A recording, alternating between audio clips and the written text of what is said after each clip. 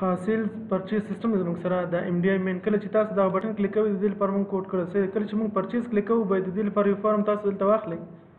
مطلب دلته راځو نیو آیټم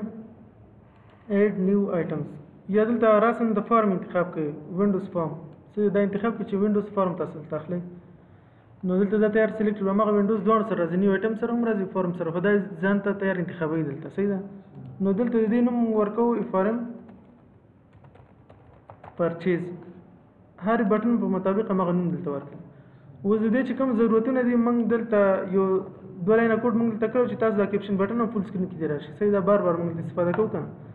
نو سټاک لپاره موږ دلته دا لیکلی دی صحیح ده. دغه دوه لاینه کوډ چې دا بیرته دې ځای نه راخلو تاسو بار بار لیکئ چې زده م شي. پرچیز ته راځو د فارم باندې کلیک کړئ دلته دغه کوډ دلته پیسټ کړئ ټول لپاره سیم دی. موږ غواړو چې څنګه کې دغه کلوز بټن چې دا ختم شي میکسیمایز او ریسټور او دا فول سکرین کې راشي. دا فول سکرین دی دا کنټرول باکس دی درې بټن دا کلوز کوي دلته موږ سرچ نه رانه شي. اوس به د دې لپاره موږ کوډ څنګه کوو مین کې دلته راځو موږ پرچیز باندې به ډبل کلیک کوو صحیح ده.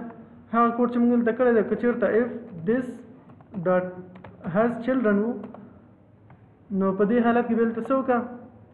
یو فارم موږ دلته اخلو صحیح ده. فارم یو کلاس دلته اخلو د دې ارې وریبل دلته اخلو از اکول ټو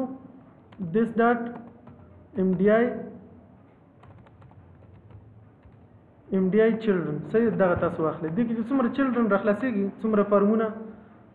نو هغه ټول تاسو ته په دې ځای کې سټور کوي دلته. له دې نه بعد څه کوو د دې دغه لینک چې دا اوس دلته ګورو که چېرته د صفر نه زیات صحیح ده if r dot length greater than 0 د دې نه لوی شو بیا دلته څه وکړه اف آر دغه انډیکس د دې واخلئ ځکه چې دلته ایرې وریبل دی که نه موږ سره دلته وګورئ دغه ایرې به تاسو واخلئ د دې هغه مخکینی چې کوم خلاص شوی دا کلوز کوئ وروسته پاتې کېږي. مخکینی فارم به کلوز کړي کله چې موږ سټاک کلیک کوو بیا راځو پرچیز کلیک کوو پرچیز چې کلیک کوو سټاک به کلوز کوي هلته. نو دغه طریقه هم دلته دغه کلوز شوه فارم موږ کلوز کړو. بل د دې نه وروسته بیا موږ اخلو څه شی پرچیز موږ اخلو که نه فارم پرچیز چې موږ اوس نوی فارم واخیستو پرچیز از اکول ټو نیو پرچیز ډبل سپیس کلیک چې دا تاسو ته اتوماتیک خپله درکوي. بیا د دې نه وروسته موږ غواړو چې دا کوم د دې پیرنټ کلاس کوم یو دی پیرنټ فارم کوم یو دی هغه ورته په نښه کوو ورته چې دا کوم کې موږ کار کوو دا خپله پیرنټ دی که نه دلته دا موږ سره پیرنټ دی دس ځکه ورکوو چې همدې کې موږ کار کوو ورته دا بیرته د چلډرن ته اساین کړه چې زموږ پیرنټ دا دی. دلته به ولیکو پرچیز ډاټ ایم ډي آی پیرنټ از اکول ټو دیس نه مطلب دا کوم فارم کې چې موږ کار کوو خپله پیرنټ کلاس کې کار کوو همدغه دیس دا دې ته اساین کړه چلډرن ته چلډرن کلاس خو زموږ دا دی که نه فارم چې دی دې ته موږ پیرنټ ورته وایو چې دا ورته په نښه کړو ستاسو پیرنټ دا دی دې پیرنټ کې نه اساین کوو بیا به دا کوډ نه کوو بیا به دا کوډ نه کوو. اوس دغه یو لاین کوډ تاسو بیا هلته وګورئ چې هلته څه مشکل هلته موږ ته جوړوي صحیح ده هغه پریکټیکل به هلته ګورو. اوس دا کوم یو پرچیز کوم یو آبجیکټ چې موږ دلته اخیستی دی دلته دغه تاسو دلته بیا ولیکئ او دا شو کوو کله چې بټن کلیک شي دا فارم تاته شو کړي.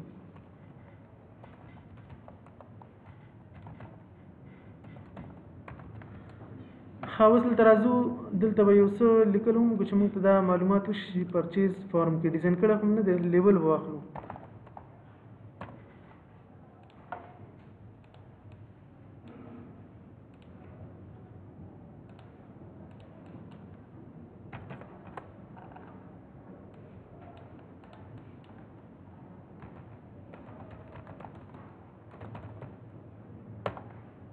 پرچیز فارم دی صحیح ده ډیزاینینګ ته به اوس راځو. ښه دا که چېرته اوس موږ دلته رن کوو دلته وګورئ کله چې موږ سټاک باندې کلیک کوو کله چې اوس پرچیز ته راځو مخکینی کلوز شو دا بل راخلاص شو مطلب اوس بیرته زه سټاک ته راځم دا اتوماتیک خپله کلوز کوي بیا دلته راځي. که موږ کلوزینګ ونه کړو بیا به څه مشکل دی ټول فارمونه به دا کلیک کوو ټول به راخلاصي کوم داسې به پاتې بیا به خپله کلوز کوئ. موږ چې یو ځای نه بل ځای ته ځو باید هغه اتوماتیک خپله کلوز شي صحیح ده. اوس ګوره د دې مطلب څه شو د دې په داخل کې څومره فارمونه چې دلته دا راخلاصېږي دې نور ته خو موږ کوډ نه دی کړی صرف سټاک او پرچیز ته موږ کوډ وکړو صحیح ده. اوس که چېرته موږ وایو دغه پیرنټ کلاس ورته مشخص نه کړو د دې نقصان به دلته موږ سره څه شی وي پرچیز ته به راشو پیرنټ دا ترې نه ایسته کړي کمنټ هم کړو اوس پرچیز موږ کلیک کوو د خپل ایم ډي آی پیرنټ نه د باندې راووت کنه دې کې نه فټ کیږي دلته اوس دا نقصان دلته لري ورته چې دې پیرنټ دا د همیشه پیرنټ دغه چلډرن چې د لاندې راځي دغه کنټرول د پاسه د سینه راځي تاسو مخه د نورو انټرفیس دغه نه بندي نو په دې خاطر موږ ورته پیرنټ انتخابو چې همیشه دا د بیک سایډ کې دلته راشي زمونږ ټاپ لیول کې دغه پینل چې موږ کوم اخلو لاګ اوټ کلیک کوو یا نور مینیو دلته راولو هغه باید همیشه ټاپ لیول کې اوسي نو په دې لیول باندې موږ څه کوو خپل مخکې انټرفیس وروسته انټرفیس ورته انتخابوي شو اوس دغه لاین کوډ موږ سره څومره موثر نو دا به تاسو حتما دلته جوړوي اوس ګورو دلته اوس کو دا کلیک کوو سٹاک یا پرچیز دا به دې د پاسه نه راځي مطلب ان شاء الله ورسېږي نو دغه انټرفیس ریل لایف کې تاسو چې پروژې جوړوي په همدې طریقه دی نه بل کوډ نشته تاسو ته چې بل طریقه هم لري همدا کوډ کله چې انټرفیس جوړوي په همدې ترتیب سره مخکې ځي دلته د پیرنټ او د چایلډ استفاده دي ځکه کې اوس ویب کې تاسو حالت بیا ماستر پیج وای یا لیاوټ یو بیل پیج جوړ کړی هغه پیج داخل کې نور پیجونه خلاصي هغه د ویب طریقه لګه بدله ډیسکټاپ اپلیکیشن کې هم دا طریقه خاطر ته اوس موږ نور مخکې زو د پرچیز لپاره غو ډیزاین جوړو چې پرچیز کې کوم شان ته ضرورت دی څنګه ډیزاین جوړو صحیح ده دغه دوه فارمونه ډیزاین کوو نور فارمونه سیلز کسٹمر سپلایر دا تاسو خپل ډیزاین کې نور وسته ځکه زموږ وخت په نور نیول کېږي درس نه پات کېږي صرف پرچیز ډیزاین کوو دلته د پرچیز لپاره دلته موږ فارم اخیسته دی دلته مو سٹاک یو څه ډیزاین جوړ کړو سه ټیکس باکس هم ډیزاین کړی دی ګروپ باکس دا شاین هم ډیزاین کړی دلته سه دغه یو ټیکس باکس به ډیزاین راوخلي پرچیز سره زو ترڅو زموږ دا وخت ځای نشي لګي زر یو ګروپ باکس ته ضرورت دی ګروپ باکس هر یو فارم کې ضرور دی چې تاسو ته خپل بخش بندي دلته وکړئ چې انټری بخش کوم یو دی لیسټینګ ډیټا انټری چې موږ کړی دا بخش چیرته دی څنګه چیرته نور بخشونه هغه تاسو کټګورایز کوئ شئ دې ته موږ نوم ورکوو پرچیزینګ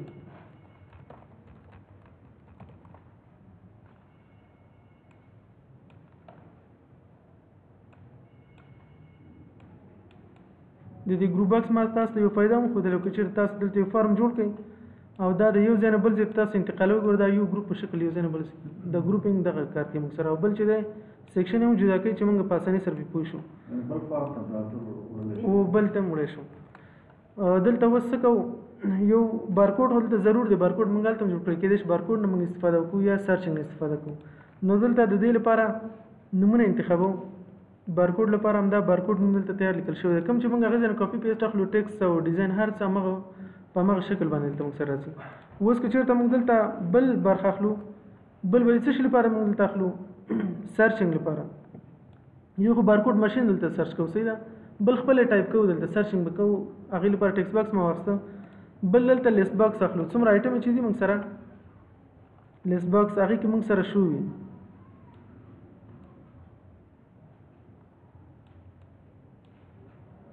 بل لدین وروسته بیا دلته موږ څه شخلو دغه فارم چې اوس موږ ډیزاین کوو دا د خپل ذهن نه موږ نه ډیزاین کوو موږ ډیټابیس کې دغه فیلډونه ورکړي دي بارکوډ دی موږ سره او دلته څومره آیټم چې راځي آیټم دلته ثبت شو کنه سٹاک کې هغې لیست دلته جوړېږي بیا هغه دلته لیست کوو په دې ځای کې لیست باکس مرته څه کوو اوس یې ډیټابیس خلاصوو سیل اینډ پرچیز سیسټم به دلته وګورو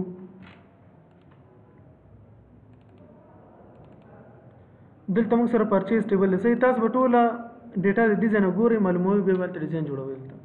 پرچیز آی ډي موږ سره راځي اتوماتیک خپل آی ډي اخلي بیا پروډکټ دی پروډکټ موږ سره سټاک کې دلته جوړ شو کنه پروډکټ چې موږ څومره ثبت کړو صحیح ده هغه دلته اتوماتیک چې کوم موږ پرچیز کوو هغه به دلته د دې فورن کی دلته راځي بل دلته موږ سره سپلایر دی بیا کوانټیټي ده نو اوس موږ دلته کوانټیټي سپلایر به موږ لږ وروسته راولو دا به اخر ته کوو نمبر مخکې وروسته یا هلته مخکې وروسته کېدل ته مخکې وروسته څه پروا نه کوي خو کویري کې باید مخکې وروسته نه شي هغې طریقه بیا هلته زده کوو له دې نه وروسته موږ څه شی انتخابوو کوانټیټي دلته راشي بیا ورسره پرچیز پرایس راځي صحیح ده بیا وروسته څه شی راځي موږ سره نور ټیکس باکس ته ضرورت به نه وي یو بل لیست باکس هم دلته اخلو هغې لپاره به کمبو باکس واخلو چې موږ سپلایر ټول هلته لیست کړو دواړو کې به نه به استفاده وکړو کمبو باکس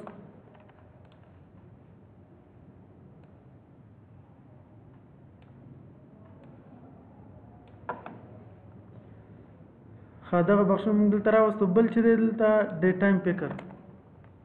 چې په کم ټایم باندې انټري کېږي هغه ډیټ چې دی هغه دلته انتخابو انټري ډیټ. صحیح ده. بل دلته څه شی انتخابوئ تاسې بټن اخر کې اخلو.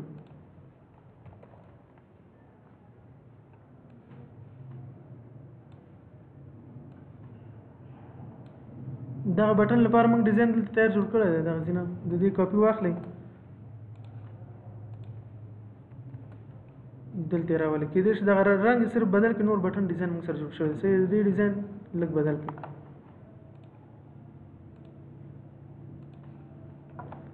په دې ترتیب سره مو راوستو. بل دلته څه شی کوو سټاک یې موږ سره ویو ریکارډز دا هغه یو شانته راځي که نه. دلته سټاک ریکارډ راځي هلته پرچیز ریکارډ راشي. نو هغه دلته کاپي کړئ. دلته کومه ګریډ چې تاسو هلته اخیستې وه په هماغه ډیزاین په مطابق کوشش کوئ ټول ډیزاینونه په یو قسم باندې دلته راولئ. یو ګریډ هلته ډیزاین شوی دلته هم دې شکل باندې ډیزاین کې صرف دې بټن کې صرف فرق راولئ چې ایډیټ او ډیلیټ او اپډیټ دې بټن سره لږ فرق پیدا وي چې تاسو ایډیټ او ډیلیټ پې وپېژنئ.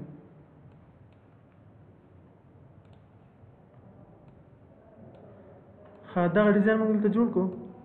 اوس دې ته نومونه ورکوو. بارکوډ نوم ورکول شوی دی. دلته لیکو سرچ.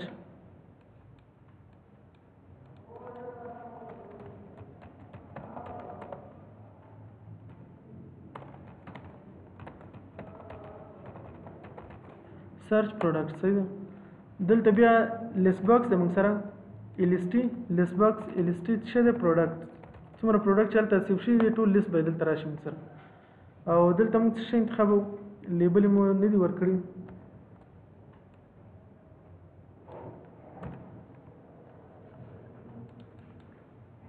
ښه دلته لیکو کوانټیټي. بیا ورپسې پرچیز پرایس راځي.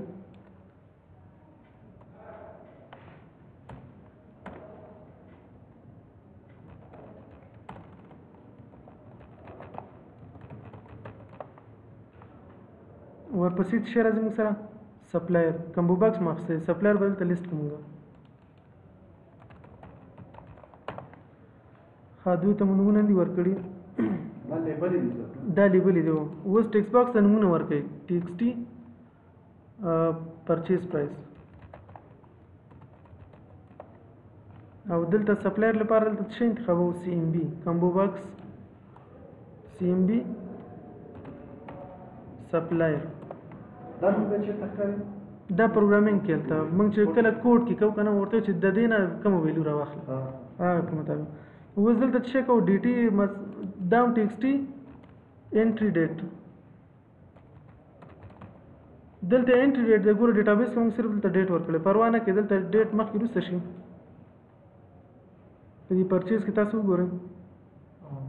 دلته مو صرف ډیټ ورکړی. صحیح ده. هلته هم ډیټ ورکړي پروا نه کې خو انټري ډیټ چې موږ وپېژنو هغه انټري کړي چې دا انټري ډیټ موږ هلته سیف کوو. او د بټن نوم موږ مخکې نه ورکړی د سټاک BTN سیف.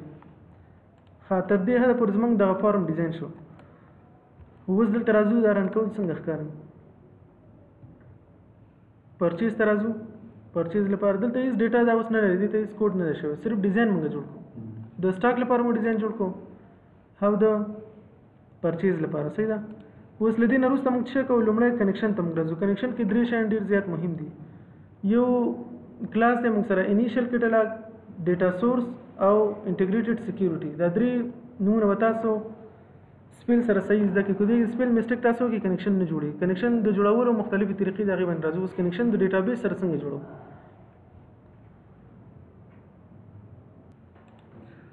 ها دلته اوس راځو موږ غواړو چې کنیکشن جوړ کړو. کنیکشن د جوړولو لپاره موږ کنیکشن چې دا په یو کلاس کې جوړو. د ټول سیستم لپاره یو ځکه کنیکشن جوړیږي. په هر فارم کې کنیکشن بیل بیل نه جوړو. اوس موږ غواړو چې موږ په کوم فارم کې کار کوو صرف کنیکشن هماغه ځای کې جوړو.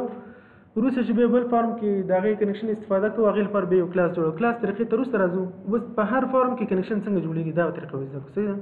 اول سمپل راځو بیا ایډوانس لیول ته ځو. دلته سیل پرچیز سیستم دا راخلاص کړي. اوس سټاک باندې موږ دلته کار کوو. سټاک لپاره دلته موږ څه شی انتخابوو.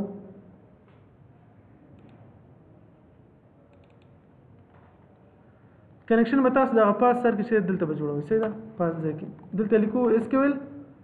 کنیکشن دا SQL کنیکشن اوس دلته لیست ما سره نه راځي د دې یو نیم سپیس دی دغه برخه موږ نه پاتې وو پاس درسونو کې دغه یوزینګ نیم سپیس څه مطلب دلته دا ډایرکټري نه موږ غواړو چې دا کنیکشن په کومه ډایرکټري کې کار کوي موږ باید هغه هلته راولو ګوره دلته لیکو یوزینګ اوس دلته کار څنګه نه کوي هغه ډایرکټري نشته دی صحیح ده دلته به لیکو یوزینګ سیسټم ډاټ ډیټا ډاټ SQL کلاینټ د SQL کلاینټ چې څومره پراپرټي دي څومره ډایرکټري دغه ټول دلته لوډ کا اوس دلته موږ لیکو SQL کنیکشن نو دا د لیست موږ سره راځي ګوره SQL په نوم باندې څومره ډېر کلاسونه دلته راغلي SQL کنیکشن دا موږ سره دلته راشي از ایکوال ټو نیو SQL کنیکشن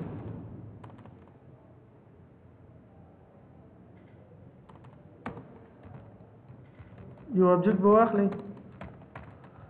دا مو دلته راوست صحیح ده اوس که چېرته دغه کلاس نه بیا سپیل ستاسو زده صحیح ده بیا به موږ څنګه کوو د دې نیم سپیس کېدای شي موږ ته معلوم نه چې دا به کوم نیم سپیس کې دلته کومه ډایرکټري کې دا موږ ته نه معلوم نو بیا به موږ څه کوو نو تاسو به دغه نوم مکمل صحیح ولیکئ SQL کنیکشن صحیح تر دې هر پورې موږ سپیل صحیح دی اوس به معلومو څنګه چې دا کنټرول ډاټ پریس کې دلته دغه یوزینګ سیسټم ډاټ ډیټا SQL کلاینټ دی موږ ته راوست دی باندې ډبل کلیک چې دا ډایرکټري دلته راشي موږ سره کوم یو لایبرري چې دی هغه دلته موږ سره پاس راځي دا صحیح ده اوس دا موږ دلته اوس کار څنګه نه کوي ګوره د دې کلر تیز دی د دې چې داسې خړ غوندې کلر دی صحیح ده د دې مطلب دلته څه دی وایي دا استفاده شوی نه دی هسې ډایرکټري دې واخیسته خو د دې نه استفاده نه ده کړې کوډ کې مو ته هېڅ شی نه دي یوز کړي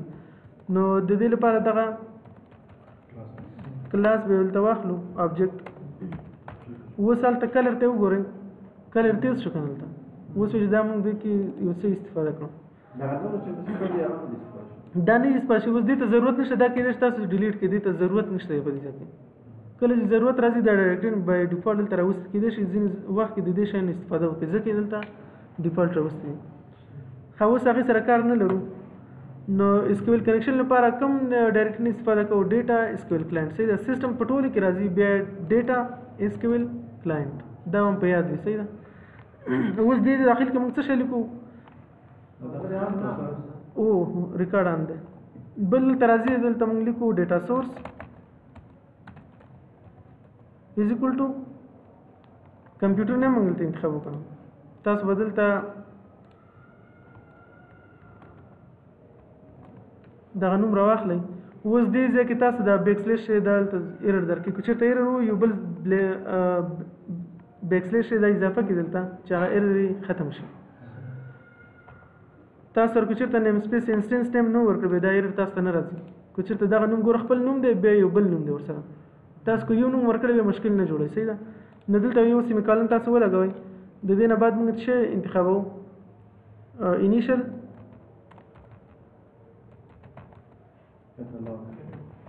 initial catalog is equal to database name د کوم سره DB name اوس د DB name موږ سره څه دا به ځان نه لیکي ښه دلته به راځي د دې نه به کاپي راواخلئ ځینې وخت سپیل مسټیک موږ وکړو لیکلو کې بیا ایرر پسې ګرځي چې څه غلطي مې کړې ده نو له دې نه وروسته بیا انټیګریټډ سکیورټي صحیح ده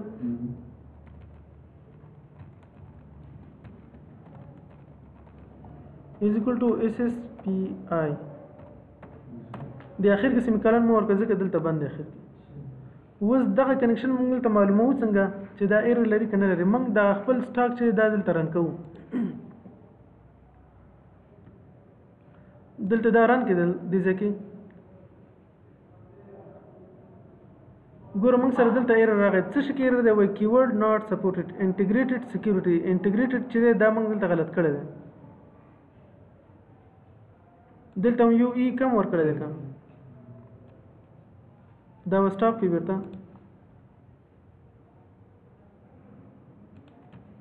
اوس بیا رن کوو اوس صحیح شو کنیکشن موږ سره سکسسفل دی ایرر یې موږ ته رانه کړي ایرر وخت تاسو ته یو کنیکشن درکوي اف کنډیشن کې چې کوی شي دا کنیکشن اوپن دی که کلوز دی کوئی چېرته تاسو بل ځای کې غلطي ګورئ دلته کمپیوټر نیم ډیټا سورس دا یو سی تی ما دلته کم خو سي بیا دلته رن کوئ نو بیا هم تاسو دلته څه کې کم کیورډ چې دلته تاسو جوړ کړی دی هغې کې به تاسو ته ایرر درکوي سپیل مسټیک دلته تاسو مه کوئ موږ ډیټابیس او د سی شارپ ترمنځ کوم کنیکشن دی مثلا موږ فارم نه ډیټا هلته انټر کوو دا غي په خاطر موږ ډیټابیس غواړو چې کوم ډیټابیس ته موږ خپل ډیټا انټر کوو SQL سرور ته انټر کوو مای سیکوال ته انټر کوو صحیح ده او انزرشن دلته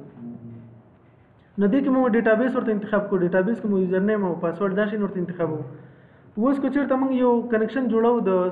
کوډ نه علاوه دا به زده کې تاسو په دې طریقه به مخکې ځو صحیح ده لیکلو باندې زده کې اوس یو بلې طریقې ته راځو چې تاسو کله کنیکشن جوړوي ډیر عاجل وي زر زر جوړوي تاسو به د څه شي استفاده کوئ UDL یو بل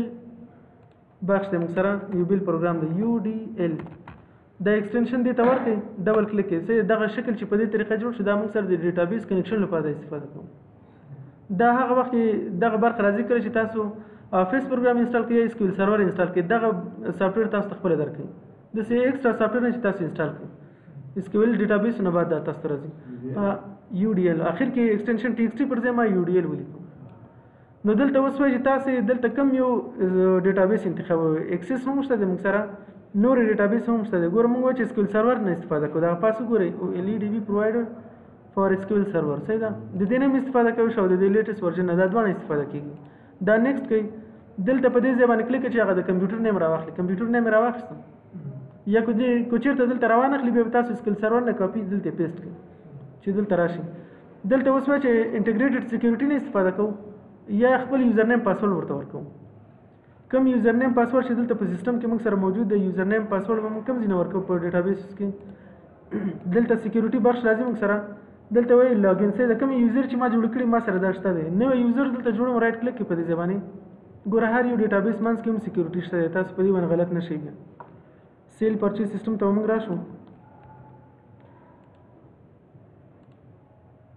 د داخل کوم سکیورټي شته موږ دلته یوزر نه جوړو موږ د ټولو ډیټابیس لپاره چې کوم یوزر زموږ په کار داغه جوړو صحیح دا هم د ډیټابیس مو ریلیټډ دلته یو سکیورټي جوړو موږ غواړو چې په ټولو ډیټابیس باندې یو سکیورټي ولګو چې ټول ډیټابیس ته څوک را داخل نشي صحیح ده دا عمومي سکیورټي ده ټول SQL سرور مشخص سکیورټي یو ډیټابیس د ټول ډیټابیس لپاره نو موږ یوزر دلته جوړو یوزر دلته په کار دی نیو ID مطلب دلته جوړو چې انوینټری SQL اتنټیکیشن دلته څه انتخابوي یوزر یو پاسورډ مې ورته ورکړ صحیح ده دغه پالیسی انتخاب کړئ چې ایکسپایر نشي پاینده کې او پاسورډ پالیسی تاسو عملي کول غواړئ کله چې پاسورډ جوړیږي هغه خپل طریقې دی ورته چې @* باید وي نومریک وي باید یو څه مختلف نمبر او ټیکست او کریکټر دا شینه تاسو دلته ورکړئ ناغي په خاطر و چې نه موږ صرف یوزر ولیکو هغه پالیسی موږ دې کې نه د عملي کړی دا تر نه استکه بل ترازی سرور رول دغه سیستم اډمن کې دته یو رول ورکړي چې په دې سیستم اډمن دا وسی چې کار څه کار کوي شي انټریم کوي شي اپډیټ هم کوي شي ډیلیټ هم کوي شي صحیح ده په دې خاطر موږ سیستم اډمن دا جوړ کړو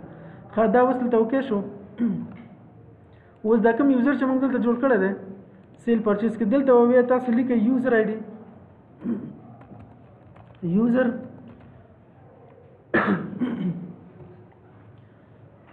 انوینټری صحیح بل پاسورډ چې ده از اکول ټو یوزر صحیح ده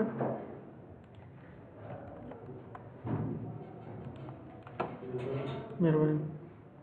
ګور دلته تاسو صرف ولیکئ یوزر ID انوینټری مال ته یوزر جوړ کړئ انوینټری په پاسورډ مورته څه ورکو صرف یوزر مې ورته ورکو بیا انټیګریټډ سکیورټي ته ضرورت نشته دا تر نه مکمل لري کې دې ضرورت اوس دلته نشته او که چیرته ویم بیا وڅ شو کې دلته ویني خو فالز کې دلته صحیح چې کار ونه کی نه دوه طریقې ته استفاده کوي شو اوس که چیرته موږ دا دلته رن کوو انوینټری سټاک انتخاب کې کوم ځکه چې موږ کنیکشن جوړ کړی موږ ته څه مشکل لیکي نشته صحیح ده خو اوس دلته راځو کله چې یوزر نیم او پاسورډ دلته موږ ورکړو هغه UDL نه موږ استفاده کوو نه په دې د UDL کنیکشن چې کله استفاده کړل ته یوزر ما جوړ کو پاغه کنیکشن کې داسې ورکو دلته یوزر نیم او پاسورډ چې د انوینټری دلته تاسو داسې ورکوي شي ولیکي او یوزر صحیح دا پاسورډ دې کې بلانک پاسورډ یا خالی پاسورډ راوړي خالی پاسورډ دې نه وي دا کوم پاسورډ چې موږ راوړو دلته دې ولیکل شي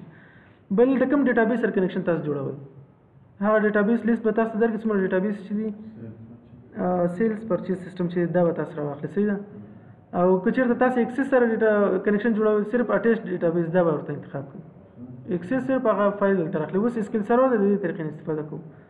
نو دا ټیسټ کنیکشن کلیک کړئ دلته وایي چې سکسیډډ صحیح ده کنیکشن زموږ جوړ دی اوکې اوس به دا کنیکشن سټرینګ د دې نه څنګه راخلو رائټ کلیک کوئ بیرته اوپن ویت ټیکسټ باکس کم ټیکس ایډیټر چې دې کې راخلاص کړي اوس زمونږ ضرورت تر دې حده پورې دی صحیح دغه راوخله پاس کوم یو ټیکس دی پرووایډر دې ته ضرورت نشته دا ته ډیلیټ کړي دلته وګورئ موږ دلته دغه اضافه دلته جوړ کړی دې ضرورت نشته کوي پروا نه کوي همدغه کنیکشن مکمل راوخله صحیح ده یوزر آی ډي موږ سره دا ده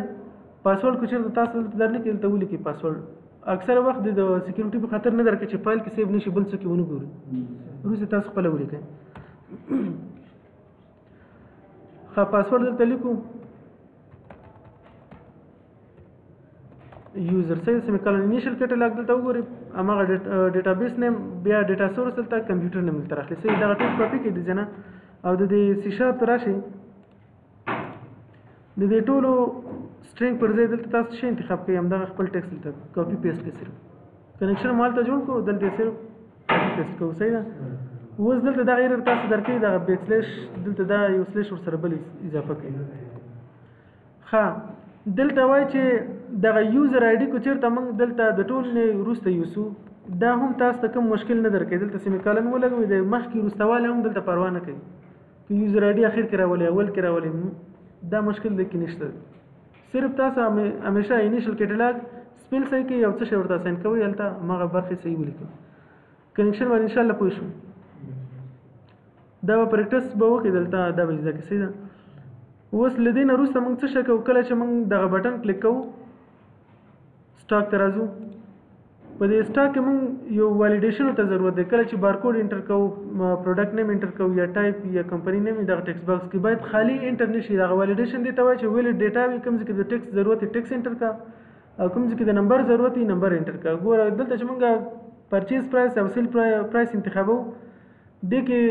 د نمبر ته ضرورت دی اشاره دار به وي یا به انټیجر ثابت عدد وي صحیح ده کو چیرته دې کې موږ ټیکس انټر کوو نو بیا وروسته موږ فارمولې ډېرې خرابېږي هلته که نه کله چې موږ یو بل سره جمع کول کوو فایدې راوباسو نو ټیکس بیا د نمبر سره نه جمع کېږي نو تاسو به د دې غلطۍ مخنیوی نیسئ دې ته څه شوی والیډیشن وایي چې ویلیډ ډیټا هغه ډیټا چې مناسبه وي په ډیټابیس کې هماغه شکل باندې سیف شي هغې ته والیډیشن وایي نو اوس په دې سیو بټن باندې موږ کله کلیک کوو دا موږ دلته چک کوو دلته ورته وایو اف که چېرته TXT بارکوډ ډاټ ټیکسټ ایکول ټو نل وو صحیح ده که چېرته دا خالی وو نو دې کې موږ ته میسیج راکړه MB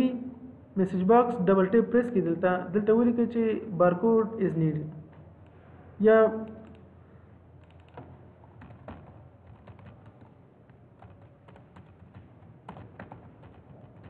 بارکوډ ریکوایرډ صحیح ده کله چې موږ دا دلته ولیکو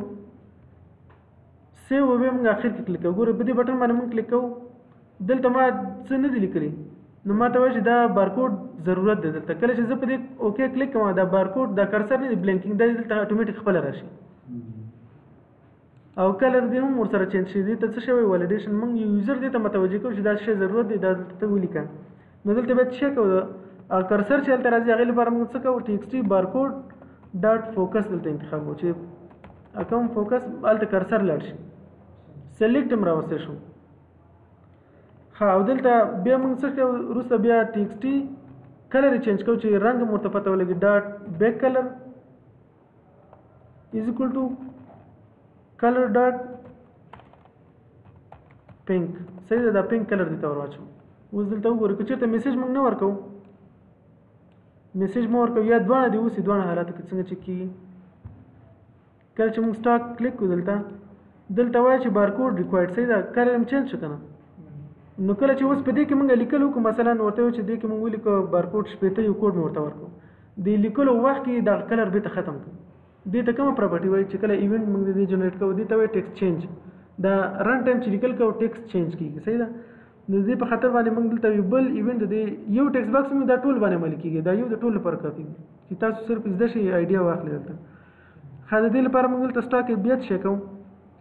دا موږ کلیک کوو صحیح ده کله چې بټن کلیک کېږي خو موږ ته ځای موږ ته مشخص کړي چې دا تاسو پرېښی کله چې دلته تاسو دې باندې ډبل کلیک کوئ ټیکسټ چینج دغه ایونټ دی راځي دا اتوماتیک بای ډیفالت دلته انتخاب دی یا ایونټ ته ځو هغه ځای نه انتخابوو صحیح ده نو دلته څه کوو دغه پینک کلر پر ځای بېرته څه انتخابوو وایټ کلر به انتخاب کړو که نه صرف رنګ انتخابوو ډاټ وایټ کلر بېرته انتخاب کړئ دلته اوس وګورئ کله چې موږ دلته سیو بټن کلیک کوو کلر خو چینج شو دلته کله چې بیا لیکل کوو رنګ یې بېرته صحیح شو اوس د دې نه بعد کله چې موږ دغه ټیب بټن پریس کوو ورپسې پرله پسې نه ټیکس باکس دلته انتخاب شي. دې لپاره موږ څه کوو دې ته موږ انډیکس نمبر ورکوو ټیب انډیکس صحیح ده. دا موږ سره په کلیک باندې هم راتلی شي او په کوډ باندې هم موږ کلیک کولی شي. دې نه بعد دا انتخاب شي. دې نه بعد ټیب بټن پریس کوئ یا انټر بټن پریس کوئ صحیح ده. نو دلته موږ په ویو کې دلته یو آپشن لرو ټیب آرډر دا انتخاب کوي. زه ورته وایم چې اول انتخاب د دا وسي دوهم د دا وسي پرله پسې تاسو هغه انتخاب کوئ کلیک کوئ دلته مخکې وروسته کوئ باید دلته تاسو کلیک باندې انتخاب کوئ اخر کې سیو بټن شو صحیح ده. کله چې سیو شو دا تاسو سیو کوئ او ټیب آرډر بیرته ختم کوئ. اوس که چېرته موږ دلته پروګرام رن حالت ته راځو ګوره لومړی موږ سره انتخاب دا دی صحیح ده. اوس ټیب بټن پریس کوو پرله پسې شو که نه کرسر ته وګورئ دلته پرله پسې دلته راځي. نو دغه ټیب آرډر دلته ډیسکټاپ اپلیکیشن کې تاسو داسې جوړوئ. په ویب اپلیکیشن کې اټومیټیک خپله تاسو ته جوړوي هلته ضرورت نشته دی تاسو ته. دا ټیب آرډر چې جوړ کړو دا بیا سیف کوو کنټرول او دغه فایل سیف کوي چې همدا ټیب انډیکس دلته پاتې شي. اوس د دې ټیب انډیکس موږ د دې څنګه معلومو کیدای شي موږ ځینې وخت کې بارکوډ ته نه راځو راسه نو ورته وایو چې ته دا انتخاب کړه. اول حالت کې ما سره نیم انتخاب کړه صحیح ده. نو یو د بل نه مخکې کوئ بیا څنګه دلته راشي په لوډ کې دلته ولیکئ ورته ووایئ چې دا TXT product name